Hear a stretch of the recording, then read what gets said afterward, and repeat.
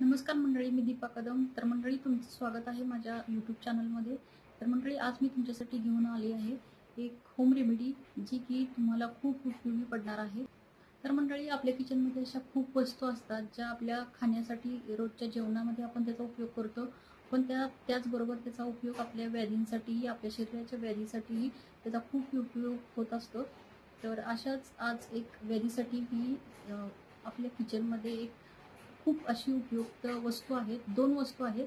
त्याचा वापर कसा आपल्या व्याधीसाठी, त्या व्याधीसाठी कसा करायचा आहे, ही ते वस्तू आहेत लसूण आणि लवंग.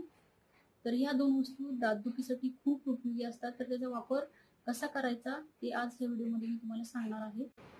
जर तुम्हाला हा व्हिडिओ आवडला तर व्हिडिओला लाईक आणि शेअर जरूर करा.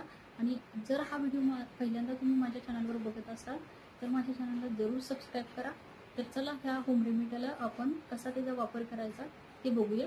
मंडळी, दातदुखी हे फारच त्रासदायक दुखणं आहे. यामुळे तुम्हाला रोजची कामं करणं कठीण होतं. त्याचबरोबर भयंकर होणाऱ्या वेदनांनी अस्वस्थता देखील वाढते. दातदुखीच्या दुखण्यापासून सुटका मिळवण्यासाठी अनेक जण पेन किलर घेतात, पण त्या टाळणेच हितकारी आहे. मग पहा काही घरगुती उपायांनी कशी कराल तात्काळ दातदुखीपासून सुटका. दातदुखीपासून सुटका करण्यासाठी लवंगाचे तेलाचे थेंब कापसाच्या बोळ्याने दुखणाऱ्या दातावर लावावे. लवंगाचे तेल हे दातदुखी दूर करण्यास फारच उपयुक्त असतं. तेलाऐवजी तुम्ही लवंगाची पावडर वापर त्याचा करू शकता. मात्र लवंग घरात नसल्यास घाबरून जाण्याची बिलकुल गरज नाही. लवंगाऐवजी तुम्ही सुंठाची पावडर देखील वापरू शकता.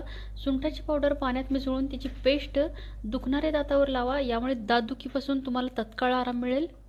सुंठ पावडर ही नसल्यास आल्याचा लहानसा तुकडा चघळत राहा व आल्याचा रस दुखणाऱ्या दाताकडे वळवण्याचा प्रयत्न करा.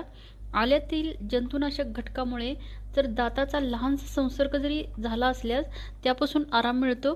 तसेच दाह व जखमा कमी होण्यास मदत होते.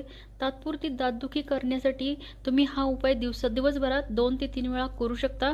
मात्र वेळीच वेदना कमी न झाल्यास डेंटिस्टकडे जरूर जा. मंडळी, लसूण ही दाताच्या दुखण्यासाठी आरामदायी आहे. कच्च्या लसणाच्या 2-3 पाकळ्या दाताने चावा. लसूण कापूनही दाताजवळ पकडू शकता. लसणामध्ये एलिसिन असतं, जे आपल्या दातातील जंतू नष्ट करतात आणि दाताला आरामही देतात. त्याचबरोबर थोडासा लसूण चेचून घेऊन त्यामध्ये चिमटभर मीठ आणि चिमटभर मिरेपूड घालून जिथे दात दुखतो तिथे ही जी पेस्ट आहे ती ठेवायची आहे. त्यामुळे तुम्हाला त्वरित दाताला आराम मिळेल. मंडळी, त्याचबरोबर आपण आपल्या दातांची व्यवस्थित स्वच्छता राखली पाहिजे आणि काळजी घेतली पाहिजे. तर आपल्याला फार कमी वेळात दातांच्या डॉक्टरकडे जाण्याची वेळ येते. त्यामुळे सर्वात प्रथम दाताची स्वच्छता कशी राखायची ते बघूया.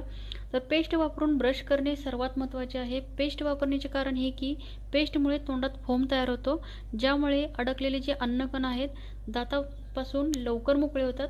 ब्रश करताना शक्यतो बारीक डोक्याचा आणि मऊ केसांचाच ब्रश वापरावा. तर मंडळी, अशा रीतीने जर तुम्ही तुमच्या दातांची काळजी घेतली तर तुमच्या दातांचे जे आयुष्य आहे ते वाढण्यास नक्की मदत होईल. तर मंडळी, मला आशा आहे हा जो व्हिडिओ आहे तुम्हाला नक्की आवडला असेल. जर हा व्हिडिओ तुम्हाला आवडला असेल तर हा व्हिडिओला लाईक आणि शेअर जरूर करा. तर मंडळी, भेटूया अशाच पुन्हा इन्फॉर्मेटिव्ह व्हिडिओमध्ये. आणि हा व्हिडिओ बघितल्याबद्दल तुमचे खूप खूप धन्यवाद.